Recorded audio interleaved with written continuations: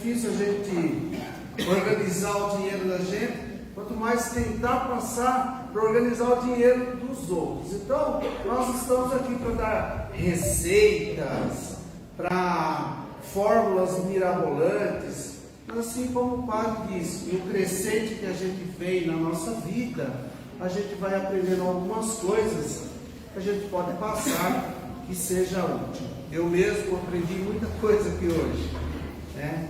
Quem sabe a gente pode passar algumas coisas também que sejam úteis na vida, no dia a dia, no cotidiano de cada um de vocês. E no tema que o padre falou na homilia, a Fátima falou assim: como vamos preparar isso?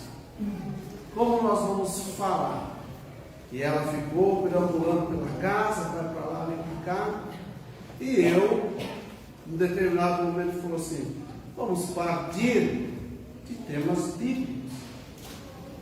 Então vamos achar algumas coisas na Bíblia que ensine a gente a organizar o nosso dinheiro. E assim nós tentaremos, nós vamos passar. E ela chamou essa responsabilidade para ela. Fátima, formada em administração de empresas, então ela tem uma certa bagagem. E também, como o padre Enéas citou, nós trabalhamos e nos aposentamos na segurança pública.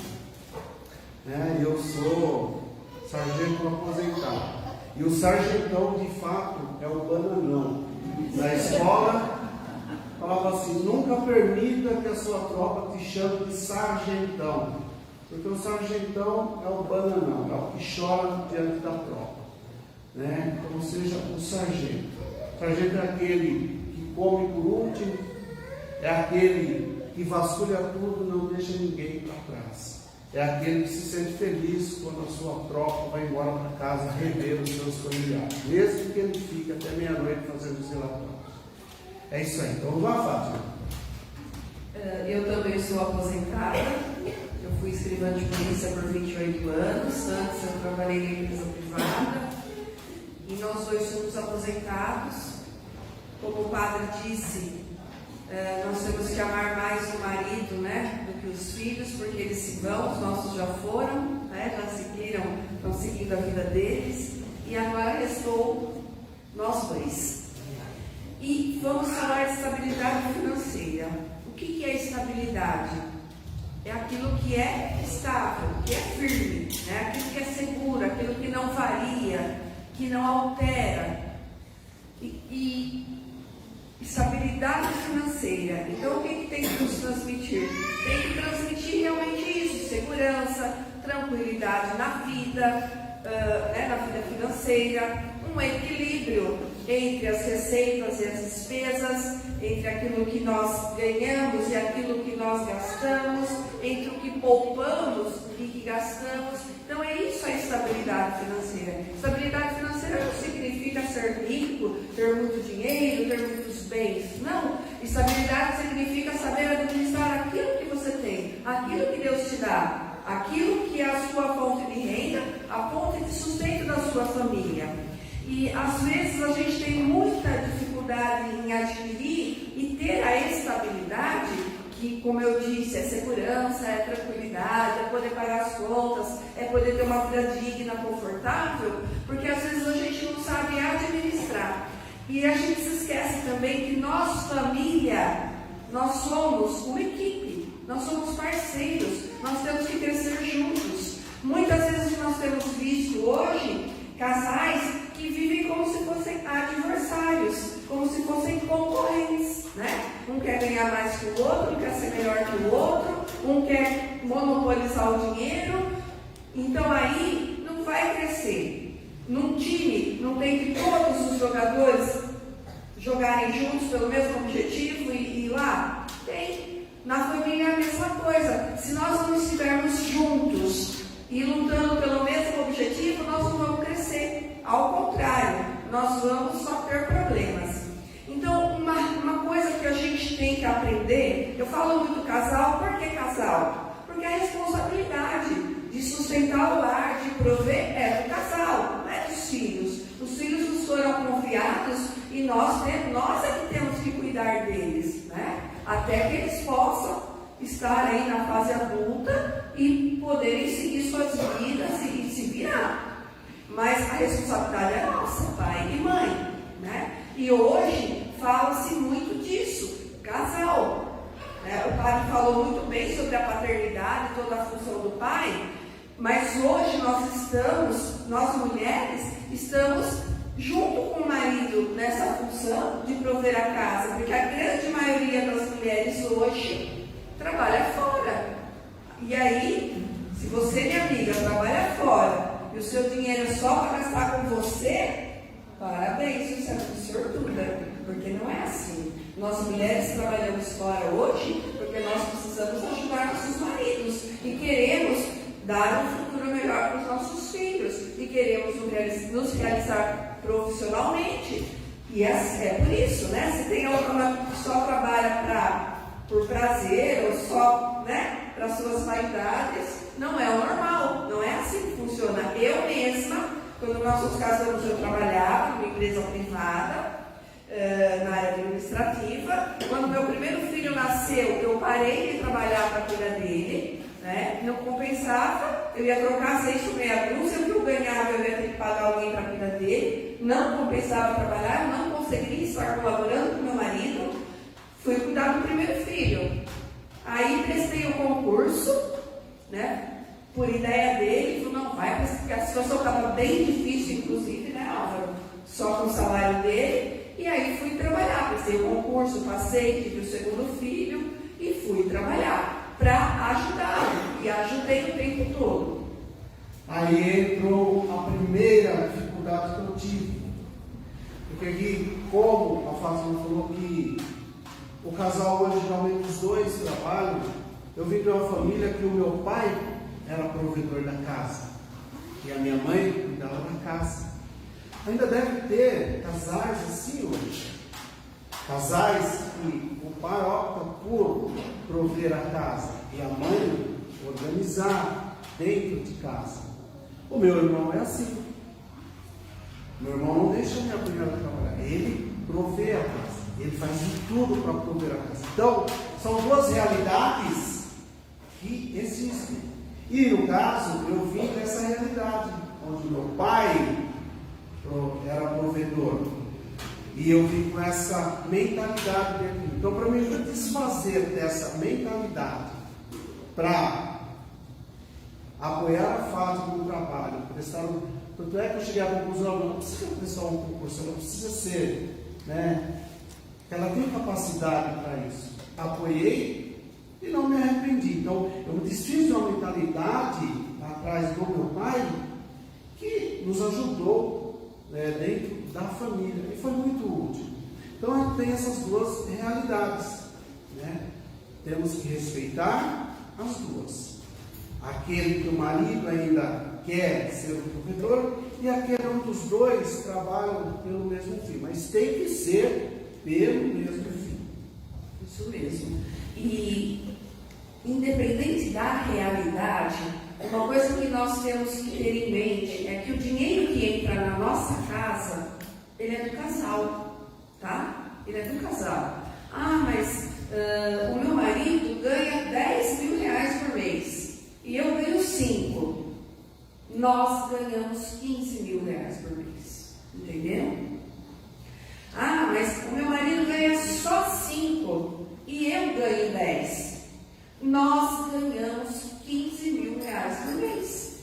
Ah, mas eu não trabalho. Eu fico em casa, cuido da casa, dos filhos, e o meu marido trabalha. E o meu marido ganha 10 mil reais por mês. Nós ganhamos 10 mil reais por mês. Então, isso é uma mentalidade que fica muito difícil, às vezes, para a gente pôr em prática como família. Mas o dinheiro é nosso. A renda que entra na nossa casa é nossa. E aí é que tem que ter diálogo, tem que ter clareza de comunicação, de quanto se ganha. Nós temos hoje uma triste realidade de casais que escondem um do outro quanto ganha. Caixa 2. Pior que esconder, mentem, não contam a verdade.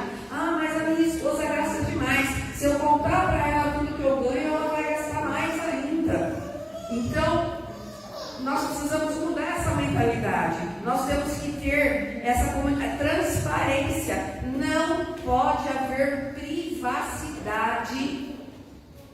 no casal com relação a finanças. Eu ouso até dizer que não pode haver privacidade em nada no casal, sabe? O casal tem que ser cúmplice, tem que ser junto em tudo. Quanto mais o casal conseguir ser transparente, melhor vai ser o casamento, melhor vai ser o relacionamento e muito mais vão prosperar em todos os sentidos da vida. Olha só, eu tenho a senha do cartão dela. Às vezes é difícil só achar um cartão, mas eu tenho a senha. E ela minha. Exatamente. Então essa clareza tem que existir, sabe? E aí, como que nós vamos administrar isso? Então vamos partir do princípio que a gente já sabe que o dinheiro é nosso, que nós somos uma equipe, que nós temos que crescer juntos, que a gente tem clareza naquilo que a gente ganha, naquilo que a gente gasta. Esse é outro ponto que às vezes não tem clareza, né? Nós mulheres temos a fama de gastar, esconder, chegar, né, com as compras, esconder sacolas, aquelas coisas, né? A gente vê muito meme sobre isso, inclusive, mas nós precisamos ter planos juntos. Nós precisamos ter os nossos valores, as nossas metas, os nossos sonhos, os nossos objetivos juntos. Nós precisamos alinhar essas coisas, um aliado ao outro, porque é muito comum que o meu sonho, o meu objetivo não seja igual ao do meu marido. É muito comum, gente. A mulher quer uma coisa, o padre falou, né, da casa, a mulher quer a casa arrumada, não sei o quê. É verdade, né? Às vezes é muito comum. O exemplo que eu vou dar é muito comum. Nós mulheres queremos cuidar da casa. A gente quer trocar um móvel, a gente quer fazer uma reforma. E o homem quer o quê? Trocar de carro, né? É normal. Cada um tem o seu sonho, o seu objetivo. Como que nós vamos resolver isso? Nós vamos nos alinhar. Olha, esse ano então a gente vai trocar de carro. Vamos trocar. É o que você quer, não é? Vamos trocar. Então, o próximo passo vai ser a casa. E aí nós vamos equilibrando. E como o padre também disse, que lindo, né? Quando ele disse assim, cada um vai cedendo um pouco, não é? É assim nas finanças, gente, cada um vai cedendo um pouco. Se só conceder, imagina casada com outra há 33 anos, se em 33 anos de casamento eu só quisesse realizar financeiramente só a vontade dele, só os sonhos dele. Eu ia ser uma mulher extremamente triste, frustrada, chateada, amargurada, né? Ou vice-versa. Então isso é muito importante. E para que isso possa acontecer, nós precisamos fazer o quê? Algo que a gente não faz muitas vezes, que é planejar, né? A gente tem que ter clareza, o que você quer fazer, qual que é a sua ideia, o que te faz feliz. E às vezes, gente, a gente, como eu dei o exemplo da casa, do carro, né? Mas às vezes são coisas tão pequenas, né? Que nos fazem felizes. Às vezes não é algo tão grande, não é algo tão caro, né? Às vezes é uma coisa pequena que vai fazer tão bem para nós mesmos. E às vezes a gente não senta, não fala, não planeja. E uma das coisas mais difíceis para nós é o quê? Ter responsabilidade com o dinheiro que nós ganhamos, né? O que é ter responsabilidade com o dinheiro? É você saber. Então eu e o Paulo, eu dei um exemplo, vou dar um exemplo. Nós ganhamos 10 mil reais por mês. Então nós temos que ter a responsabilidade de saber que com esses 10 mil reais nós vamos ter que pagar todas as nossas contas, todas as nossas despesas, né? Nós vamos ter que tentar poupar e nós vamos ter que realizar os nossos sonhos, os nossos planos. Isso é ter responsabilidade com o dinheiro. E a nossa responsabilidade implica em nós sabermos o quê? Matemática, gente. Se eu ganho 10, eu não posso gastar 11, eu não posso gastar 12. Então, às vezes a gente fala assim, nossa, sabe aquele cara lá, ele ganha tão bem, ele tem isso, mas ele está afundadíssimo de dívidas, né? Ele ganha 30, mas ele deve 100 no banco porque ele é muito ganancioso, porque ele não planeja, porque isso, porque aquilo. De repente, nós que ganhamos 10 e que não estamos devendo nada para ninguém, somos mais ricos que ele. Entenderam? Estamos prosperando muito mais do que aquele que está endividado. Então, responsabilidade com o dinheiro. O dinheiro, ele serve para 3 coisas na nossa vida, tá? E a primeira é a nossa segurança, é o nosso sustento, tá? Ele é para isso. É como eu digo também, se alguém aqui trabalha por hobby, porque não tem coisa melhor para fazer, não tem o que fazer, hoje eu vou trabalhar, né? Não foi o nosso caso. Eu trabalhei 34 anos da minha vida, tá? O Álvaro trabalhou também mais de 30, só na polícia foi 30, né? Mas eu tinha trabalhado antes. Nós trabalhamos porque a gente precisava do nosso sustento, sustentar os nossos filhos, tá? Então é o primeiro ponto. Tudo aquilo que nós precisamos. O segundo ponto, para realizar nossos sonhos, para as nossas realizações, sim. Aquilo que eu quero. Repetindo, não precisa ser grande coisa. Às vezes eu falei para o Álvaro, né? Nesses dias, e vamos fazer, sabe o que eu quero fazer? Que eu não fiz uma coisa que eu quero fazer? Quero fazer um passeio turístico de trem. Tem esses passeios turísticos, né? Tem lá em Curitiba, sabe esses trens de antigamente até? Que tem que vai sentadinho, tem café no trem, tem jeitinho, né? Isso no segundo semestre, no primeiro semestre, com o botox. Que ele que quis, eu não queria, viu? Meu cabelo era enrolado, eu queria enrolar, mas ele quis que eu desenrolasse. Tá bom, cabelo muda. Mas eu quero fazer uma viagem de trem, é uma coisa que eu tenho vontade de fazer. E eu fui pesquisar já, é claro, não é caro, gente, é um negócio que é até barato. Então, tá vendo? É um negócio pequeno que vai me fazer muito feliz, entendem? Então, assim, a gente saber dar valor naquilo que o outro quer, naquilo que é importante para o outro, sabe? Não ficar desdenhando. Mas isso aí não, é um sonho do outro. Assim como é um fazer realizar o sonho do outro, mesmo que seja pequeno, mas que seja importante. E o terceiro ponto, o dinheiro serve para ajudar pessoas, para caridade. Tudo que Deus nos dá, né? Nós devemos saber retribuir a Deus e ao próximo, né? A Deus, a gente já sabe, através do dízimo, que é devolver a parcela daquilo que Deus nos dá, né? Aquilo que Deus nos proporciona, nós devolvemos a parcela. E a caridade em si, tudo aquilo que estiver ao nosso alcance para ajudar os irmãos que precisam, para ajudar uma família, para fazer o bem para alguém, para fazer às vezes a alegria de uma criança, né? Enfim, o dinheiro é para essas 3 coisas. Não é realmente fácil pôr essas coisas em prática, né?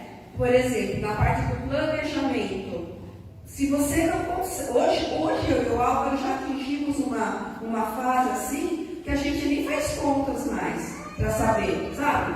Eu devo água, luz, mercado, convênio médico, gasolina, não, a gente não faz mais, né? A gente já sabe, já tem um equilíbrio, a gente já tem uma noção de que a gente vai gastando aquele valor sem precisar pôr lá uma planilha de Excel, ou pôr no caderno, ou fazer lá a gente hoje não faz mais isso, tá? Mas eu até pouco tempo atrás, enquanto eu trabalhava principalmente, porque eu gastava mais quando eu trabalhava, agora que eu não trabalho, né? Eu punha tudo ali no papel, tudo certinho, para saber por quê. Porque daí eu sabia onde eu estava gastando muito, quando eu tinha que cortar, o que eu tinha que mudar, né? Eu não disse que nós temos que equilibrar receita e despesa. Só tem 2 formas de equilibrar isso. A primeira, você começa a gastar menos. Você vê aquilo que vai cortar. Poxa, o nosso orçamento está estourado. Nós estamos devendo demais. O que nós podemos fazer? Vamos pensar. Vamos lá no papel e ver o que dá para cortar. De repente vai ter que vender um carro, sim. Vai ter que trocar por um mais barato. De repente vai ter que trocar de casa. De repente vai ter que tirar a criança da escola particular por um período, até a situação equilibrar. Porque existem fatores também que são externos, não depende da gente. Por exemplo, que nós vivemos em pandemia, né? Quanta gente teve tanta dificuldade na pandemia? Foi culpa de alguém aqui? Não, não foi culpa nossa. Não foi, é um fator externo. Não foi porque eu gastei demais, não. Foram circunstâncias. Então existem as circunstâncias externas que fazem com que a gente às vezes tenha que se adaptar. Mas tem as nossas próprias circunstâncias, né? Aquilo que a gente pode. Então eu disse assim, então você reduz os seus gastos para melhorar, ou então você vai procurar outro emprego, vai batalhar pelo seu sonho. Se você acha que aquilo que você ganha não está bom, então vai realizar o seu sonho, vai estudar, vai tentar outra área, vai tentar crescer de alguma forma. Então, como eu disse, a Fátima, para que ela buscasse alguns versículos bíblicos, e eu fiz questão que ela colocasse esse aqui, o primeiro ponto. Devagar se vai ao longe. Está lá no livro dos Provérbios. O dinheiro ganho com desonestidade diminuirá, mas quem o ajunta aos poucos terá cada vez mais. Porque eu fiz questão que Fátima colocasse o primeiro ponto. Como ela disse, nós casamos em 89. Em 92, quando ela entrou no civil, a gente estava numa situação lascada. Tinha o Júnior já com 2 anos e o Augusto a caminho. A gente estava numa situação danada. E aí foi onde eu busquei os ensinamentos do meu pai. Porque o meu pai sempre falou para nós: perca a cueca, ande pelado, mas não perca a vergonha na cara. Paga o que você deve. Porque toda vez que eu pago o que eu devo, eu fico mais feliz do que quem recebeu o meu dinheiro. Porque quem vai receber o seu dinheiro precisa daquele dinheiro. Significa que você tem que, se houver algum imprevisto pelo caminho, vai explicar para a pessoa. E por que eu estou falando da desonestidade? Porque eu era policial, trabalhava na rua. 10 linchadas por dia rendiam um bom dinheiro no pátio. Pegar alguém sem habilitação rendia um bom dinheiro. Mas eu lembrei dos ensinamentos do meu pai. E confiante em Deus, nós tínhamos acabado de fazer o ECC, confiantes em Deus. Então, a vida conjugal, a vida da família, que tem um instinto de honestidade, vai perdurar. Vai perdurar. Tanto é que, sem fazer essas atrocidades que eu vi companheiros às vezes fazer, nós passamos por tudo isso. Passamos por tudo isso. Então, ao ponto, nunca deixar, como o padre disse, às vezes você não precisa deixar as coisas chegar aos seus filhos. A gente entrava no nosso quarto, trocava as porradas, até tiros, se fosse o caso. Mas as crianças permaneciam. Mas algumas coisas do relacionamento, de como funcionava a casa, eles sabiam e deviam saber. Por quê? Para eles criarem a maturidade que hoje eles têm. Um 30, quase 33 e o outro com quase 32. Então, a gente pode poupá-los de algumas coisas, mas de algumas realidades nuas e cruas dentro da casa, os filhos, eles não podem ser blindados. Não podem ser blindados. E a honestidade foi passada por nós para os nossos filhos. Passamos por todos esses momentos difíceis, sempre tendo a honestidade que em casa, e eu avisava a Fátima, do meu lado não entra absolutamente nada de forma ilícita e ilegal em casa, e no seu, que é muito mais fácil, porque o escrivão, ele tem o poder das palavras. é uma palavrinha que ele muda a pedido do advogado ali na fase policial, que ele pode livrar alguém lá na fase judicial tranquilamente. E existe. Então, não entra nada errado em casa. Não entrou. Tanto é que nós não temos casa na praia, nós não temos chácaras mirabolosas, nós não temos uma vida digna. Nós andamos pela rua de cabeça erguida. Então a honestidade é o primeiro ponto para que se possa ter um planejamento financeiro. Aí vocês podem falar assim: ah, Fátima falou de ganhar 10 mil reais. Busco novamente o meu pai. Era o salário mínimo dele e da minha mãe. A dispensa do meu pai só sabia assinar o nome, ou seja, semi-analfabeto. A dispensa do meu pai sempre cheia. Ele via, ele era carpinteiro, né?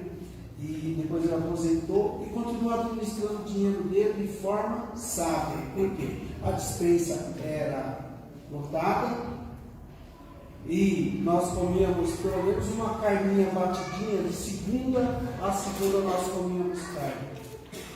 Meu pai sabia administrar o dinheiro dele.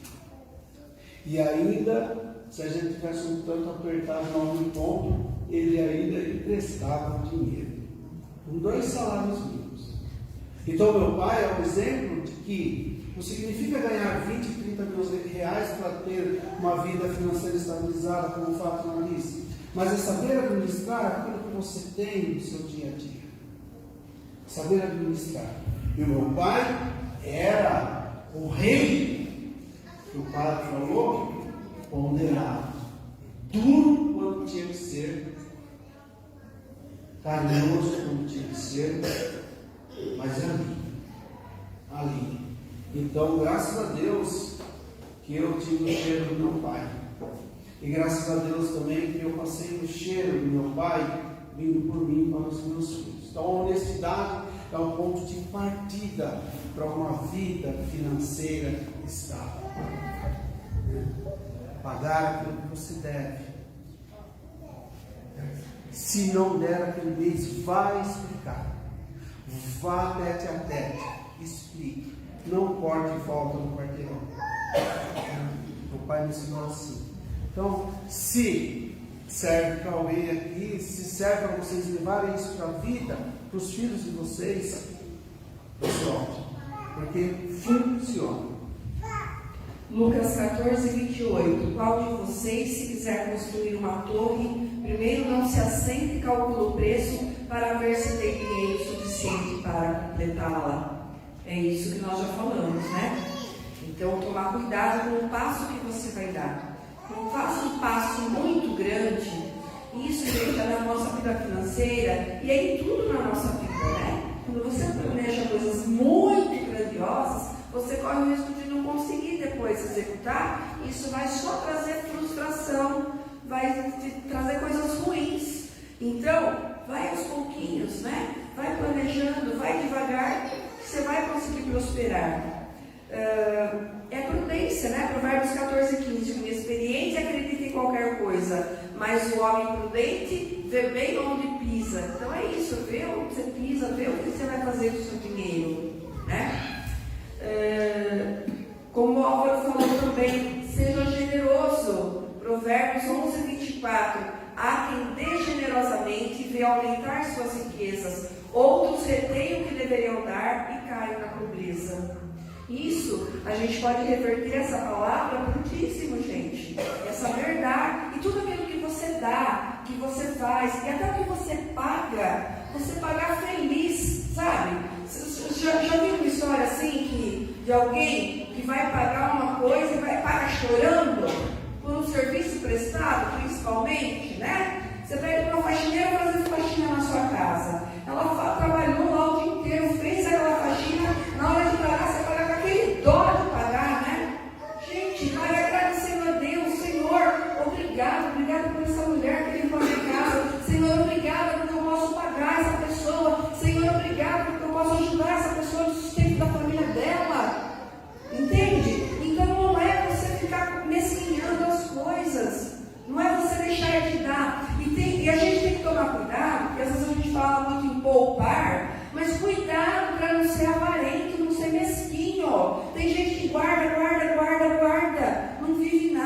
com a ceia, não come bem, não agrada a esposa, não agrada o filho, nega as coisas e o dinheiro guardando. E depois vai fazer o quê? Vai deixar os filhos brigarem. E vão brigar. Não se preocupem que vão. Né? Isso é certo. Não ame o dinheiro é para ser usado por nós, nos servir, né? Mas não é para a gente amar. 1 Timóteo 6,10: o amor ao dinheiro é a raiz de todos os males. Algumas pessoas, por cobiçarem o dinheiro, desviaram-se da fé e se atormentaram com muitos sofrimentos. Gente, isso infelizmente a gente vê em todas as áreas da nossa vida, como o Álvaro falou, né? Na nossa profissão, na política, né? Quem já não viu alguém honesto? Eu já passei por isso. Votei no cidadão, ele é católico, ele vai na missa, ele é gente boa, ele fez um monte de casais, ele isso, ele aquilo. Foi eleito vereador, né? Daí a pouco, nossa, olha o que o cara fez. E a gente ficou sabendo, né? Das faltas de luz e tudo mais. Então, cuidado, gente, é uma tentação. Nós votamos. Né? É uma tentação. É muito difícil, né? Resistir à tentação, mas precisa resistir. Nós temos valores, temos princípios, temos a nossa fé. Né? Como que eu vou passar isso para os meus filhos se eu não exercer? Então, tem que ser forte ali na tentação. O dinheiro é uma das maiores tentações. Aliás, digo até que, se a gente for ver pela Bíblia, é a maior tentação, né? É a maior fraqueza do homem é o dinheiro. Tem uma música do Barão Vermelho que diz assim: eu te desejo que ganhe dinheiro, pois é preciso para viver. Mas que você diga a ele pelo menos uma vez quem é mesmo o dono de quem. Então, outro dia eu falei, eu cantei essa música na homilia, umas 10 pessoas. Qual que é o nome da música? Qual que é o nome da música? E é uma realidade, né? É uma realidade. A gente precisa mostrar quem é o dono de quem. E aí, mais uma vez, como meu pai conta a caridade. Meu pai, eu conheço o jeito, eu vi meu pai umas 3 ou 4 vezes na igreja. Isso me... Tá. Aí um dia, eles moram, né? Minha mãe agora, meu pai faleceu em 2020. E aí um dia eu estou chegando em casa e meu pai com um prato de comida. E eu fui para onde vai comer na minha casa, tem uma praça na frente, né? Vai comer na praça? Aí ele falou assim: não. O Pedrão tomava umas cachaças e ficava lá no banco da praça. E aí meu pai, isso é caridade. Caridade não é ter dó de ninguém, não. Caridade é você entrar no sofrimento do outro e de alguma forma você amenizar aquilo. Isso é caridade. Meu pai foi lá, botou o prato do Pedrão. Por que você não chamou ele para entrar? Ele não quis. Então, lá botou o prato. Eu fiquei tranquilo. Eu falei, pô, que lição, né? Que lição. E aí minha mãe hoje, ela fala assim: quantas vezes tinha uma pessoa aí na frente, está com fome, meu pai entrava pelo corredor. Daí a pessoa estava lá na mesa comendo. Por que será que meu pai administrava tão bem o pouco que ele ganhava? Porque a caridade fazia parte da vida dele.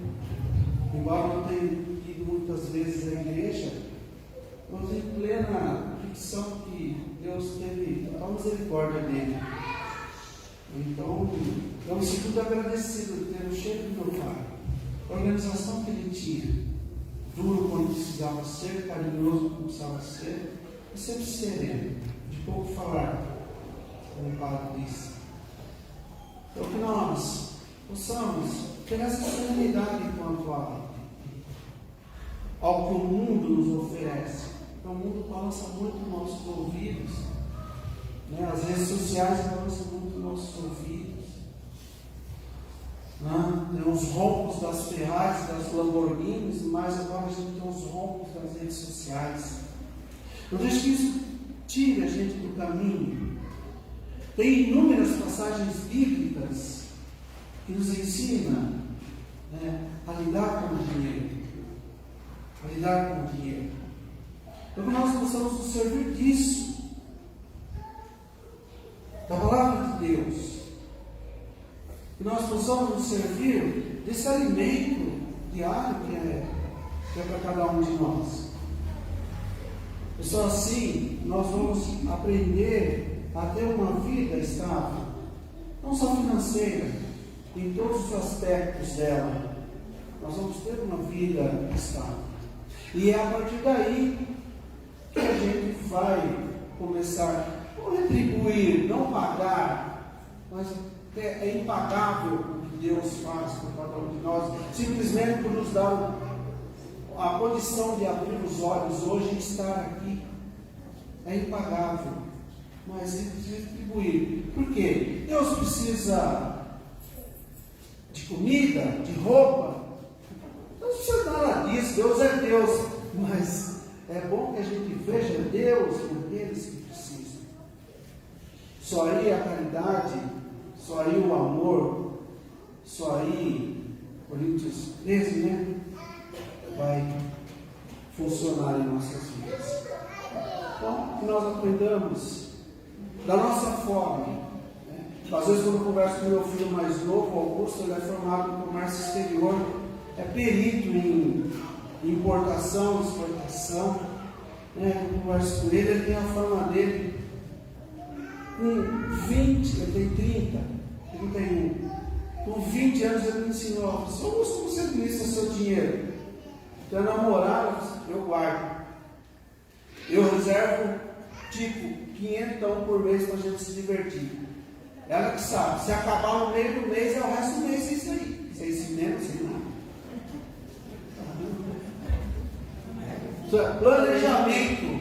Planejamento. E tem bastante de aplicação e tal. Sabe pisar. Sabe onde vai botar o passo. Se é arriscado, é isso que nós temos. Então nós podemos aprender com os nossos jovens também, que vai falar em forma, business, não sei mais o que, nós podemos aprender com eles. Disso que a gente possa ir na mente deles e trazer para a nossa realidade do século passado. E na verdade vai funcionar nas duas formas. Tenhamos os pés no chão quanto as nossas heranças, quanto ao nosso salário. A gente ia para lá, padre? A gente ia para lá, quanta casa!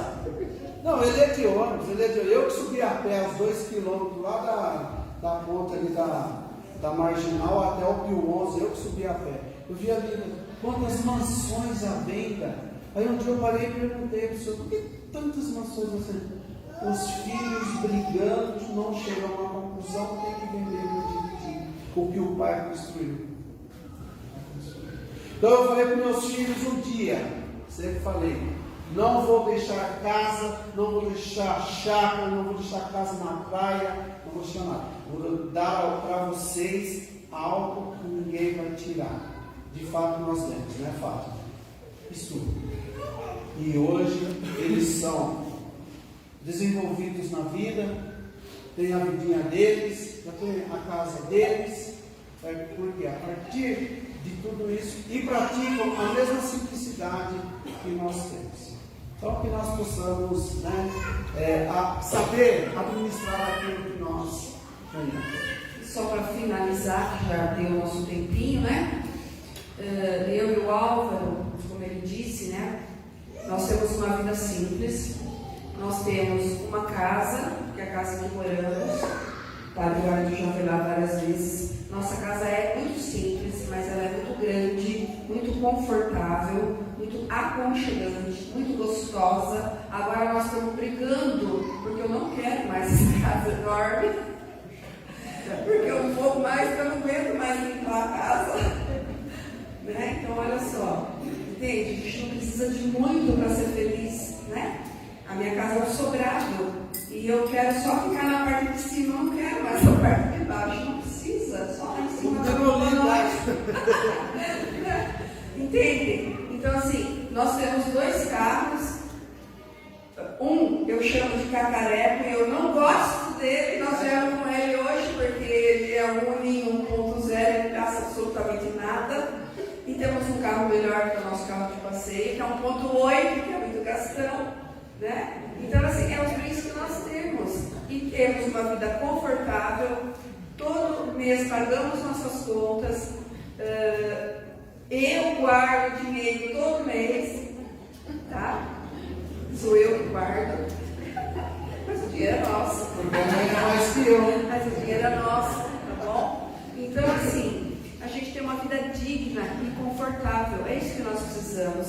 E não é para dar exemplo, ser vanglória. Nós ajudamos muitas pessoas quando a gente, dentro das nossas possibilidades, a gente está sempre ajudando quem pode, quem a gente pode ajudar, quem precisa, né? E não nos falta, e ainda sobra para guardar. Olha que bênção. Então é isso que nós temos que ter em mente, né? A gente não precisa ter muita ganância. O nosso Deus é esse aqui, ó. Ele é o nosso Deus, não o dinheiro. A Bíblia fala isso, né?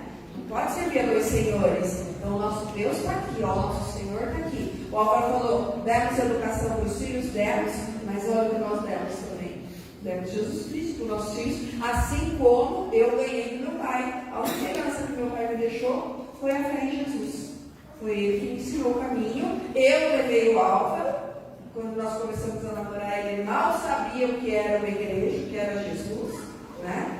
Eu ensinei para ele isso e nós estamos aí caminhando. É disso que a gente precisa, né? Somos uma família perfeita, linda, maravilhosa? Não, não somos. Temos dificuldades, temos problemas. Não somos ricos e nem desejamos ser, tá? Mas somos felizes com tudo que Deus nos deu. Tive uma carreira muito difícil, muito sofrida, tá? Fui parar em psiquiatra, psicólogo, terapia, porque policial é difícil, tá bom?